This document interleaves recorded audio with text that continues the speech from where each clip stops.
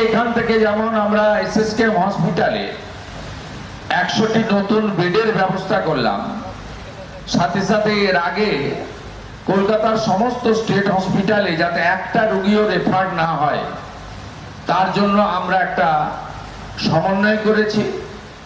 এবং বিভিন্ন সময়ে রাজ্য সরকারের কাছ থেকে যে সমস্ত বেসরকারি হসপিটালগুলি 1 টাকাতে জমি নিয়েছেন তাদেরও 15% বেড সাধারণ মানুষ, অর্থনৈতিকভাবে দুর্বল মানুষ এবং অতিরিক্ত চাপ স্টেট হসপিটালে হলে তারা যে রোগীকে পাঠাবেন সেটাও তাদেরকে ভর্তি নিতে হবে এবং তাদেরকে পরিষেবা বিনামূল্যে দিতে হবে, এটাও আমরা সিদ্ধান্ত নিয়েছি। স্বাস্থ্য পরিষেবাতে এবার জিরো টলারেন্স রাজ্য সরকারের। হাসপাতালে দালাল চক্র, রেফার এই ধরনের অভিযোগ থাকলে আমাদের জানাবেন। স্বাস্থ্য ভবনে আমাদের কন্ট্রোল রুম চালু হচ্ছে, যেখানে জেলা হাসপাতাল ও মেডিকেল কলেজকে যুক্ত করব, জানালেন মুখ্যমন্ত্রী শুভেন্দু অধিকারী।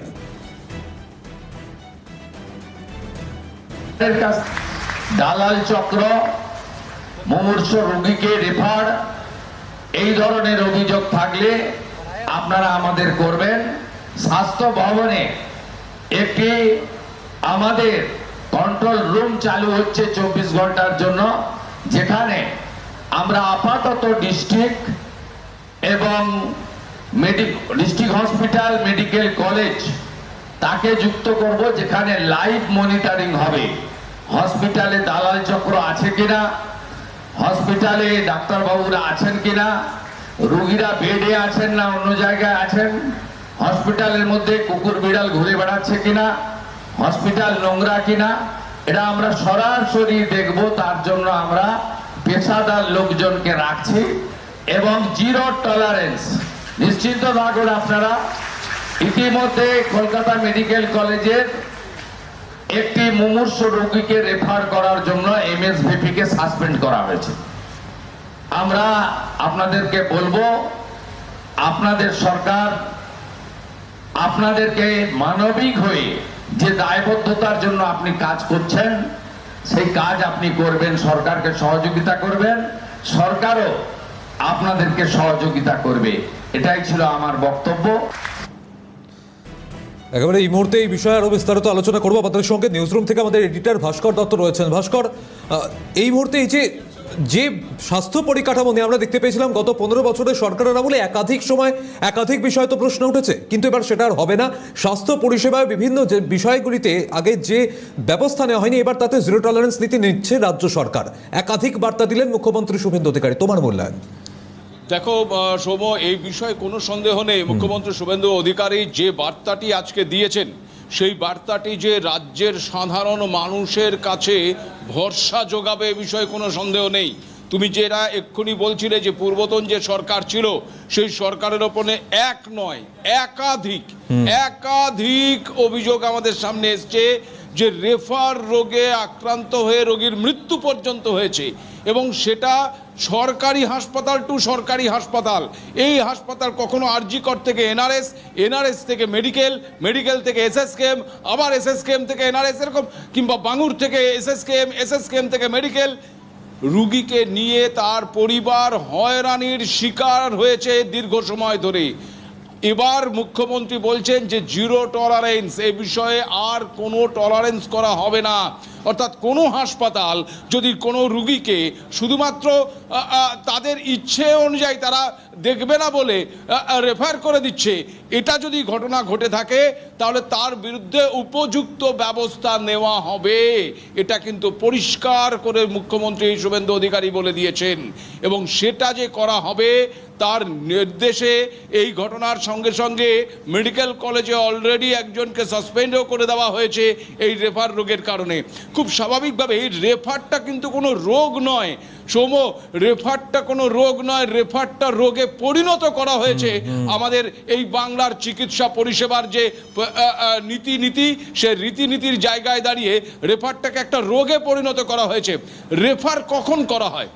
কোনো একটা হাসপাতালে এমন একজন রোগী পৌঁছেছেন, হতে পারে সেই হাসপাতালে ওই রোগীকে ট্রিটমেন্ট করার মতন উপযুক্ত ব্যবস্থা নেই, সেই সময় ওই হাসপাতাল ওই রুগীকে প্রাথমিক ট্রিটমেন্টটা দিয়ে যাতে করে সেই রুগীর যেখানে ট্রিটমেন্ট পাওয়া সম্ভব সেখানে তাকে পাঠিয়ে দেওয়া হয়। যদি আমরা ধরেই নিই যে কোনো একটা রুগীকে নিয়ে এ নামক হাসপাতালে যাওয়া হলো, এ নামক হাসপাতাল গিয়ে দেখলো যে সেখানে ওই রুগীর যা পরিস্থিতি তাতে সেখানে ট্রিটমেন্ট দেওয়ার পরিষেবা নেই, তাহলে এ নামক হাসপাতালের দায় বর্তায় যে ওই রুগীকে সে যে হাসপাতালে ট্রান্সফার করবে সেই হাসপাতালে প্রথমত সেই রুগীর চিকিৎসার পরিষেবা দেওয়ার মতন ক্ষমতা আছে, নাম্বার 1। নাম্বার 2, সেই হাসপাতালে গেলে রুগী কি ভর্তি হতে পারবে? এমনটা নয় যে সেই হাসপাতালে গেল আবার সেই হাসপাতাল বলল আমাদের এখানে বেড নেই, আমাদের এখানে চিকিৎসার পরিষেবা নেই, তোমরা আবার আরেকটা হাসপাতালে চলে যাও। এইভাবে একটা রুগীকে তার পরিবার সহকারে হ্যারাস করার কোনো অধিকার কোনো হাসপাতাল কর্তৃপক্ষের থাকতে পারে না। কিন্তু এটাই একটা অভ্যাসে পরিণত হয়ে গিয়েছিল, দায় ঝেড়ে ফেলার, নিজেকে কোনো রকম কাজের মধ্যে না জড়ানো, কাজকে ফাঁকি দেওয়ার একটা প্রবণতা তৈরি করা হয়েছিল। এটা একটা অভ্যাস, মানে অভ্যাসের তো দুটো বিষয় থাকে, একটা সুঅভ্যাস একটা কুঅভ্যাস। এই কুঅভ্যাসগুলো গত 15 বছরে আমাদের মধ্যে ইনজেক্ট করে দেওয়া হয়েছিল, এই রেফার রোগ তার মধ্যে একটি, যা এবার থেকে কিন্তু বন্ধ হবে এমনটাই কিন্তু ঘোষণা করেছেন মুখ্যমন্ত্রী শুভেন্দু অধিকারী।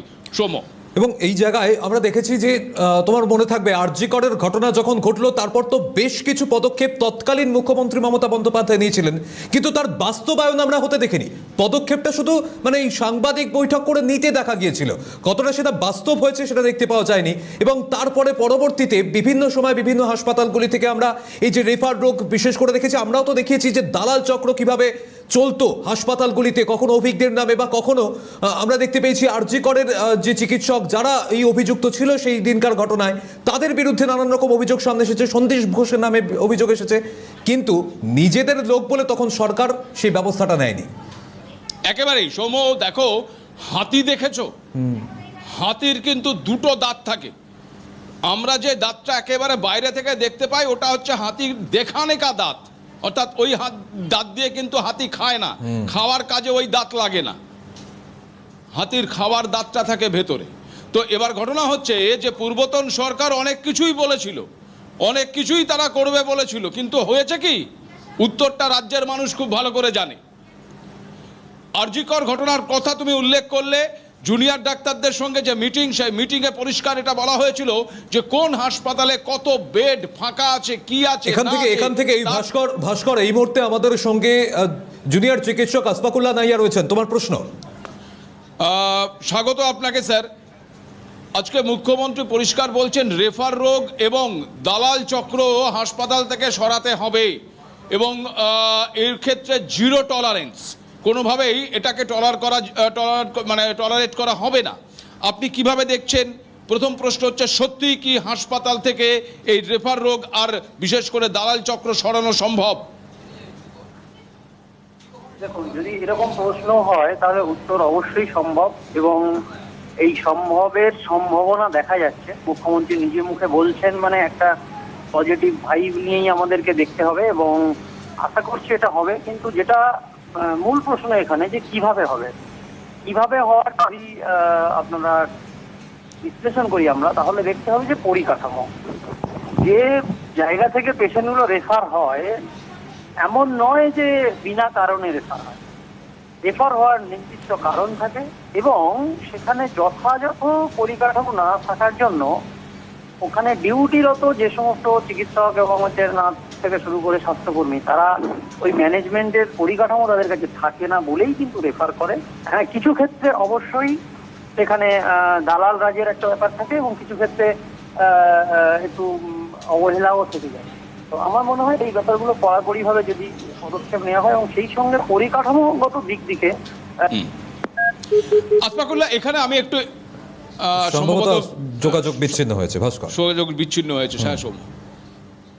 ভাস্কর, তুমি যেমনটা বলছিলে। হ্যাঁ, দেখো আসফাকুল্লাহ যেটা বলছিলেন, আমার আসফাকুল্লাহর কাছ সঙ্গে একটা বিষয়ে প্রশ্ন করার বড্ড ইচ্ছে ছিল, আমি সেটাই করতে যাচ্ছিলাম, সংযোগটা বিচ্ছিন্ন হয়ে গেল। সেটা হচ্ছে যে আসফাকুল্লাহ বলছেন, যেটা আমি একটু আগেই বলছিলাম, যে হাসপাতালের একটা রুগী সেখানে পৌঁছেছে, সেই রুগীকে ট্রিটমেন্ট দেওয়ার মতন পরিকাঠামো ওই নির্দিষ্ট হাসপাতালের কাছে হয়তো নেই। সেই ক্ষেত্রে ওই হাসপাতাল কর্তৃপক্ষ ওই রুগীকে অন্য একটা হাসপাতালে রেফার করতেই পারে, সেই রুগীটাকে আরও সুচিকিৎসা দেওয়ার জন্য। কিন্তু প্রথমত তার আগে সেই রুগীটি যেই হাসপাতালে পৌঁছেছে সেই রুগীটিকে মিনিমাম প্রাথমিক যে চিকিৎসা দেওয়া সম্ভব সেইটি কিন্তু ওই হাসপাতালকে কি দেওয়া উচিত? নাম্বার 1 প্রশ্ন ছিল আমার। নাম্বার 2, এ নামক হাসপাতালের কাছে পরিকাঠামো নাই। ভাস্কর, এই মুহূর্তে আমাদের সঙ্গে চিকিৎসক আসফাকুল্লাহ নাইয়া আবার যোগাযোগ হয়েছেন, কথা বলুন।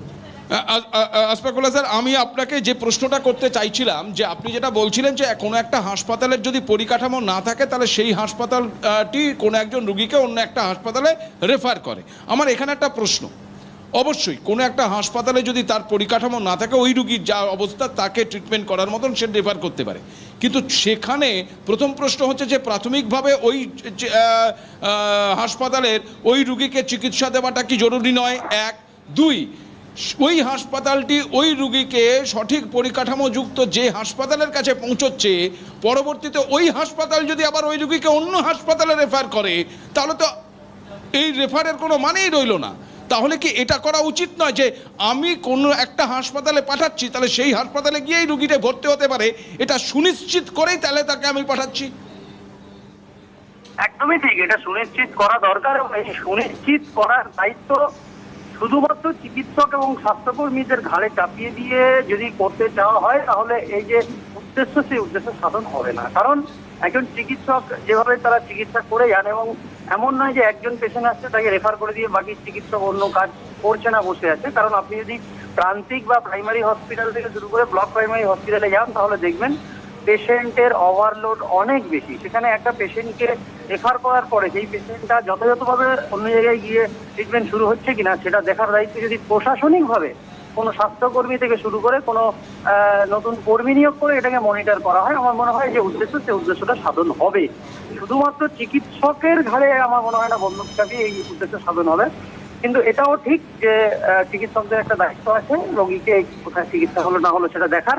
কিন্তু আমার মনে হয় সেক্ষেত্রে যেটা সংখ্যা, স্বাস্থ্যকর্মীর সংখ্যা, চিকিৎসকের সংখ্যা, নার্সিং স্টাফেদের সংখ্যা, এই সংখ্যাগুলো বাড়ানো খুবই জরুরি এবং সেই সঙ্গে পরিকাঠামো এবং সেই সঙ্গে অবশ্যই যেটা ভাবনা সেটা মুখ্যমন্ত্রী করছেন, এর জন্য সাধুবাদ। ধন্যবাদ আসফাকুল্লাহ, অসংখ্য ধন্যবাদ আপনাকে। সোম, একেবারে এই মুহূর্তে ভাস্কর একটু সঙ্গে থাকো, ছোট একটি বিরতির সময় হচ্ছে, বিস্তারিত আলোচনা আবারও আসবো, তবে বিরতির পর ফিরছি, আপনারাও সঙ্গে থাকুন। ফিল্ম বিরতির পর যে আলোচনায় আমরা ছিলাম যে এবার স্বাস্থ্য পরিকাঠামোতেও জিরো টলারেন্স নীতি বর্তমান রাজ্য সরকারের, দালাল চক্র চলবে না, রেফার রোগ চলবে না, এখান থেকে স্পষ্ট বার্তা মুখ্যমন্ত্রী শুভেন্দু অধিকারী। আমি আলোচনায় যাব, এডিটর ভাস্কর দত্ত রয়েছেন। এডিটর ভাস্কর, যখন আমাদের কথা হচ্ছিল আসফাকুল্লাহ নাইয়ার সঙ্গে তখন তিনি একটা কথা বললেন যে অবশ্যই এই চিকিৎসা পরিষেবা সুনিশ্চিত করার দায় যেমন হাসপাতালের রয়েছে, কিন্তু সেটা না করে চিকিৎসকদের উপর দায়টা ঠেলে দেওয়া হয়। আমরা দেখতে পেয়েছি যে বিভিন্ন জায়গায় কোনো কিছু না হলে চিকিৎসকদের উপর দায় ঠেলে দেওয়া হয়, যার কারণে চিকিৎসকদের উপর হামলা, তাদের মারধর করার মতন ঘটনা দেখতে পাওয়া গিয়েছে। তারা বিভিন্ন সমস্যার মুখে পড়েছেন। আমরা দেখতে পেয়েছি তাদের নিরাপত্তা সুনিশ্চিত করতে যখন তৎকালীন মুখ্যমন্ত্রীর কাছে তারা দাবি জানিয়েছিলেন, বলা হয়েছিল হ্যাঁ ব্যবস্থা করে দেওয়া হবে, কিন্তু সেই ব্যবস্থা করা হয়নি। পরেও সেই ঘটনা ঘটেছে, কিন্তু কেন এই জায়গায় ত্রুটিটা তারা রেখেছিল? দেখো সোম, তোমার এই প্রশ্নের উত্তর কিন্তু ছোট্ট করে দিতে যাওয়া খুব মুশকিল। তার কারণ হচ্ছে পূর্বতন সরকারের আমলে গত 1.5 বছরে হাসপাতালগুলো ঘুঘুর বাসাতে পরিণত হয়েছে। আমরা যদি আরজি কর দেখি, আরজি করের যে নির্মম নৃশংস ঘটনাটি গোটা পৃথিবী জুড়ে আলোড়ন সৃষ্টি করেছিল, সেই ঘটনার প্রেক্ষিতে যে তথ্যগুলো আমাদের সামনে এসেছিল তা হলো ওই হাসপাতালে একটা মানে পুরো নেক্সাস চলতো, একটা নেক্সাস কাজ করতো, যেই নেক্সাস ওই হাসপাতালের পুরো একেবারে সিস্টেমটাকেই কিন্তু তছনছ করে দিয়েছিল। এই নেক্সাসগুলো অন্য হাসপাতালেও কাজ করছে কিনা সেটা একটা বড় প্রশ্ন। দ্বিতীয়ত হচ্ছে এই নেক্সাসগুলোকে ভাঙা একটা বিরাট বড় চ্যালেঞ্জের বিষয়ে কোনো সন্দেহ নেই। মুখ্যমন্ত্রী জিরো টলারেন্স বলেছেন, তিনি জিরো টলারেন্স তাকে কিন্তু দেখাতে হবে, এ বিষয়ে কোনো সন্দেহ নেই।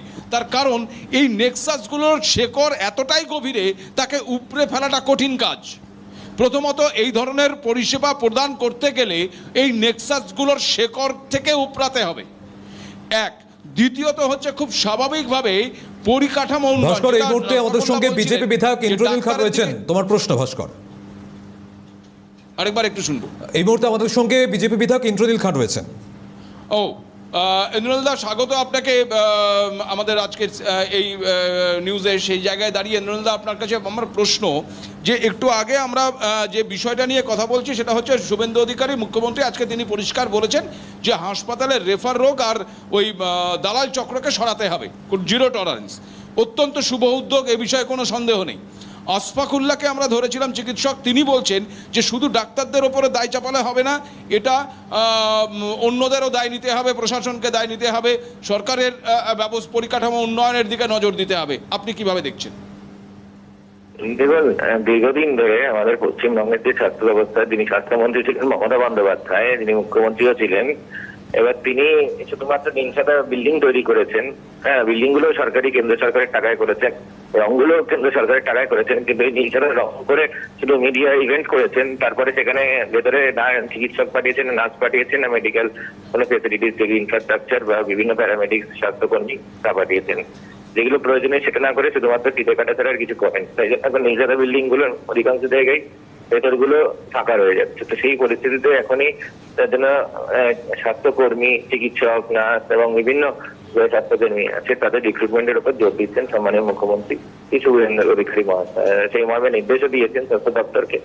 আর তার সাথে সাথে আমাদের যারা রোগীরা আছেন সেখানে পরিষেবা, হাসপাতালে গেলে বিভিন্ন ভাবে দালালরাজ রয়েছে, বিভিন্ন ভাবে দীর্ঘদিন ধরে যে দালালরাজে ভুগেছে, সেই পরিস্থিতির থেকে তিনি কিন্তু পরিবর্তনের জন্য মানুষ চেয়েছেন, মানুষ ভয়কে আউট করেছেন, ভরসাকে ইন করেছেন এবং মানুষের ভরসা অনুসারে ভরসাকে অটুট রাখছে, যেখানে যাতে স্বাস্থ্য হাসপাতালে গেলে স্বাস্থ্য পরিষেবাটা পায় সেই মর্মে তিনি কিন্তু বিভিন্ন নির্দেশ দিয়েছেন। বিশেষ করে যে সরকারি দেখে চালানো, আমি কথা বলছি, বিভিন্ন যে সরকারি হাসপাতালগুলো আছে সেখানে অনেক জায়গায়, সেখানে যদি একটা ডিপার্টমেন্টে আমরা বেড না পাই, সেখানে যদি অন্য ডিপার্টমেন্টে বেড থাকে, পেশেন্ট কেন হয়রানি হবে, স্ট্রেচারে কেন ঘন্টা পর ঘন্টা করে যাবে, যখন ওই ডিপার্টমেন্টে যখন ফাঁকা থাকবে তো সেখানে ট্রান্সফার করা যাবে। মানে আমি একটু ইন্টারাপ্ট করছি ইন্দ্রনীল, এই যে সরকারি হাসপাতালগুলোকে একটা সেন্ট্রালাইজ করার প্রস্তাব দীর্ঘদিন ধরে উঠে আসছে, যে সরকারি হাসপাতাল যতগুলো আছে শহর কলকাতার অভ্যন্তরে সেইগুলোকে সেন্ট্রালাইজ, মানে কোন হাসপাতালে কত সিট ফাঁকা আছে কোন ডিপার্টমেন্টে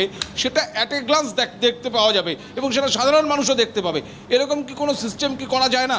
সেরকম পরিকল্পনাও আছে এবং সেই মর্মে সম্মানীয় মুখ্যমন্ত্রী নির্দেশও দিয়েছেন সেই ইনফ্রাস্ট্রাকচার টেকনোলজির মাধ্যমে তৈরি করে দিতে, সেটা যাতে মানুষ জানতে পারে যে কোন যে অ্যাডমিশনে বেড স্ট্যাটাস কি আছে, ট্রান্সপারেন্ট, স্বচ্ছতা যেন সর্বোচ্চ স্বচ্ছতার উপর ফোকাস দিচ্ছেন সম্মানীয় মুখ্যমন্ত্রী। এবং সেটা হাসপাতাল অ্যাডমিশন ক্ষেত্রে স্বচ্ছতা যাতে থাকে এবং যেখানে বেড আছে, অ্যাভেলেবেল আছে, সেটার তথ্য মানুষ ডিপার্টমেন্ট ওয়াইজ, হাসপাতাল ওয়াইজ যেন সেই তথ্য দেখতে পায়, তাতে মানুষের হয়রানি অনেক কমবে, সেই দিকে বিশেষ জোর দিয়েছেন। কিন্তু মানুষের এখানে হাসপাতালে বেড থাকতে কাউকে যদি রেফার করা হয় তাহলে সেটা কিন্তু কখনো কাম্য নয় এবং সেক্ষেত্রে ডিসিপ্লিনারি অ্যাকশন হবে এবং তারা যারা দায়ী এর জন্য দায়ী হবে সেই নিয়ে সরকারকে অ্যাকশন নিতে হবে, সেই বিষয়ে করা আছেন আমাদের মুখ্যমন্ত্রী। দালাল চক্র ক্ষেত্রে আপনার কি অভিমত, সেটা কি সত্যি দূর করা সম্ভব? মুখ্যমন্ত্রী তৈরি হয়েছে, নির্দেশ দিয়েছেন যে কোনোভাবে হাসপাতালে কোনো দালাল চক্র আর চলতে দেবেন না। সেই মর্মে যে পুলিশের যারা আধিকারিক আছেন, প্রশাসনিক আধিকারিক আছেন, তাদেরকেও নির্দেশ দিয়েছেন যে কোনো ধরনের, যেমন আমরা জিরো টলারেন্স টু করাপশন বলছি, জিরো টলারেন্স টু ক্রাইম বলছি, জিরো টলারেন্স টু সিন্ডিকেট বলছি, তেমনি হাসপাতালের মধ্যেও কিন্তু কোনো ধরনের করাপশন, ক্রাইম করা যাবে না। মানুষের এখানে অ্যাডমিশন নিয়ে এই যে দালাল রাজ, that is a very serious heinous crime, এই অফেন্স কোনোভাবে বরদাস্ত করা হবে না। এখন আইনের শাসন পশ্চিমবঙ্গে সেক্ষেত্রে কোনো একজন রোগীর পরিবার যদি গিয়ে এই ধরনের দালাল চক্রের মুখোমুখি হয়ে পড়ে তাহলে তার অভিযোগ জানানোর জন্য হাসপাতালে সেরকম কোনো জায়গা বা কোনো নির্দিষ্ট স্থান থাকা কি জরুরি? সম্মানীয় মুখ্যমন্ত্রী পরিষ্কার বলেও দিয়েছেন যে মুখ্যমন্ত্রীর সঙ্গে সরাসরি যোগাযোগ করার জন্য বিভিন্ন অভিযোগ যদি কোথাও আছে সেটা দায়ের করার জন্য তিনি বিশেষ পরিষেবা চালু করবেন এবং শীঘ্রই সেটা আপনাদের মিডিয়ার মাধ্যমে জানিয়ে দেবেন। অসংখ্য ধন্যবাদ ইন্দ্রনীল দা, অসংখ্য ধন্যবাদ। একেবারে অত্যন্ত গুরুত্বপূর্ণ বিষয়, অনেক ধন্যবাদ জানাচ্ছি ভাস্কর তোমাকে। আমাদের সঙ্গে এডিটর ভাস্কর দত্ত নিউজরুম থেকে সরাসরি ছিলেন, কারণ এই মুহূর্তে এই স্বাস্থ্য পরিকাঠামোকে ঢেলে সাজানো একটা চ্যালেঞ্জের বিষয়, যেটা এই মুহূর্তে করছেন মুখ্যমন্ত্রী শুভেন্দু অধিকারী। কড়া বার্তাও তিনি দিলেন।